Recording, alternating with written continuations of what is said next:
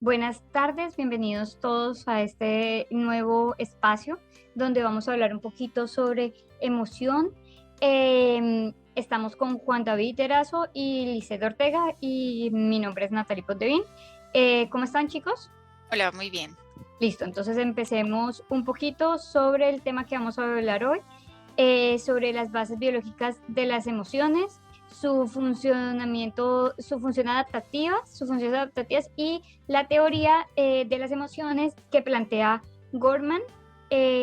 Vamos a hablar sobre una de las teorías. Listo. Cuéntanos un poquito, Juan David.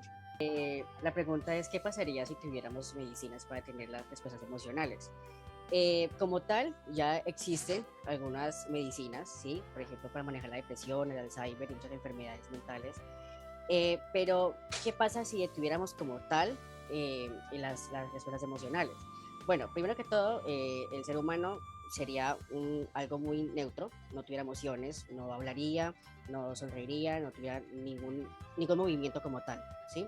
Entonces, eso hace que si no hay emociones, no hay vida. Eh, es más, hay 6 emociones básicas, ¿sí? Que son el miedo, la ira, la alegría, la tristeza y el asco y la sorpresa, que son fundamentales para nuestra vida y eso ha sido desde muchísimos años atrás. Un ejemplo muy claro y pequeño es el miedo.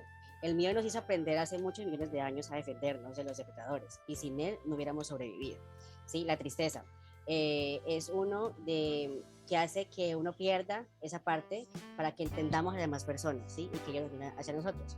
Hay una enfermedad que es un claro ejemplo, que una persona sin emociones, que se llama alexitimia, que es una enfermedad que anula los sentimientos de una persona. Entonces, en esa enfermedad podemos ver si se un medicamento para anular las respuestas emocionales. Entonces, nos referimos como a esa enfermedad y eso es lo que pasaría con el ser humano si no sintiera nada.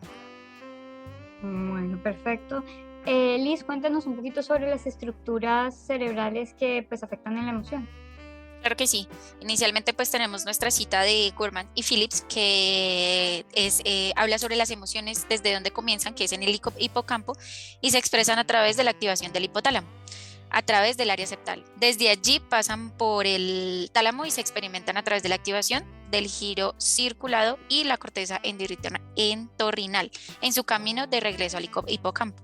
En las siguientes diapositivas vamos a revisar las estructuras porque pues todo esto está desde el sistema límbico, que nuestro científico y médico Frances Broca acuñó el término límbico y se conocen como tal pues 4 estructuras que tienen una función vital para la respuesta de las emociones. Iniciamos con la amígdala, que es una de las estructuras más importantes del mismo y es responsable de almacenar y manejar las emociones más irracionales, pues estas actúan de modo como una herramienta defensiva contra las emociones negativas, como el miedo, la ira y la tristeza, regulando las sensaciones, pues protegiéndonos de ella. La siguiente estructura es el hipotálamo, que además de tener un papel relacionado, esto no lo veo bien, muy bien, de tener un papel relevante en las respuestas pues, emocionales, él participa más en funciones endocrinas como la regulación de la temperatura corporal y o la liberación de hormonas de oxitocina y de antidiurética. El siguiente es el hipocampo, que es clave para conservar y recuperar los recuerdos. También juega un papel pues, importante en la forma que comprendemos las dimensiones espaciales de nuestro entorno.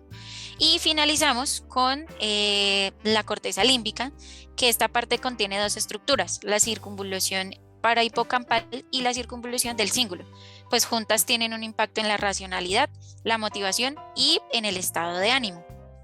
Nata, si quieres nos puedes contar la siguiente parte de la exposición. Bueno, vamos a hablar un poquito sobre las teorías que Goleman nos habla de las emociones. En total son 4 y las teorías, pues en este caso, la que vamos a hablar va a ser la teoría de que nos propone ya una teoría un poco más, mucho más compleja, donde ya nos habla de la misma respuesta, digamos, como secuencial, sino que nos habla un poquito más sobre pues los otros factores, o sea, incluye un tema más, que son los otros factores que pueden afectar en la conducta o en la respuesta que se da hacia un estímulo, que está impregnado también por nuestras emociones. Entonces tenemos, en este ejemplo, Luisa, vamos a ver un poquito con lo que vimos de las teorías anteriormente sobre la evitación y la aproximación, y vamos a verlo cómo esto afecta un poquito. Esto también nos sirve para entender un poco los ejemplos que ya hemos visto en algunas otras clases sobre las fobias.